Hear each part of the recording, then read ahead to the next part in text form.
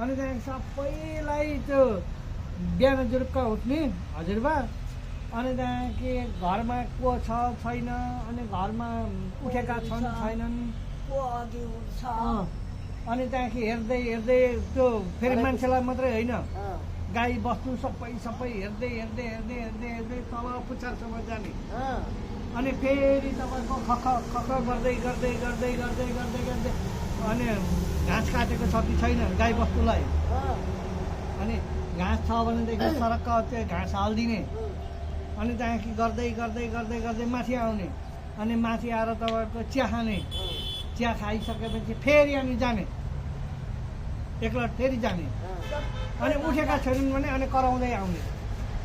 त्यतिखेरसम्म सुतेर अब केही होला गर्छौ होला भन्दै कराउने सबैलाई। कराउँदै सबैलाई, त्यो दाजु होस् भाइ होस् त्यो छोराछोरी यो मतलब छैन क्या।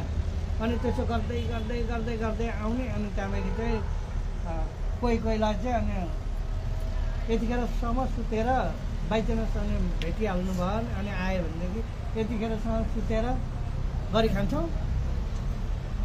अनि बेलुका छिटै सुत्नु, अनि बिहान जुरुक्क तपाईँको उठ्नु र पो हुन्छ त भन्ने। दैलो उगार्नु, दैलो उगार्नु, कहिले दैलो लगाएर कहिले नबस्नु अरे 5 बजीदेखि उता भनेर भन्नुहुन्थ्यो।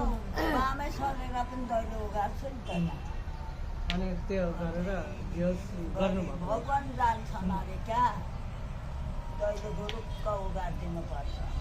अनि त्यसो भनेर गर्थ्यो। त्यस कारणले अहिलेसम्म यो ए सुन भन्ने ताई यति कमाए यति गरे भन्ने सुन त तपाईँको त ढाका ढाकारमा लिएर आउँथे हेर्नु। काहीँलाई हजुरबाले नि साइला सुन्थे। हजुरबा र बडाउले, साइला हजुरबा र बडाउले चाहिँ हाम्रा हजुरबा र बडाले चाहिँ सुन यी धरानमा मास्केहरू छन्, अनि त्यो उहरू छन् माडेहरू, तिनीहरूकोमा ढाका ढाका लिएर आउने अनि यहाँ बेच्ने। अनि त्यहाँको फेरि त्यो पैसा पनि लाने। अनि कसलाई त्यो